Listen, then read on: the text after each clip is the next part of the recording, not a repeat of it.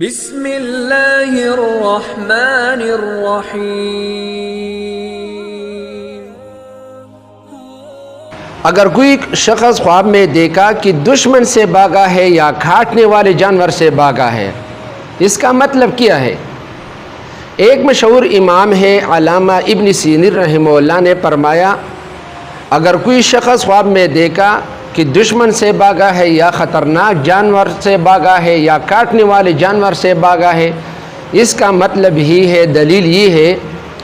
کہ ہر قسم شر اور خوف سے امن میں ہوگا، ہر قسم شر اور خوف سے حفاظت میں ہوگا، یعنی دشمن پر فتح پائے گا، کیونکہ موسیٰ علیہ السلام نے خواب میں دیکھا تھا کہ موسیٰ علیہ السلام فرعون ملعون سے بھاگے ہیں، پھر موسیٰ علیہ السلام فرعون کی ہر قسم شرارت سے نجات پائی اور آخرکار اس پر فتح پائی۔ یہ ہے خواب کی تعبیر۔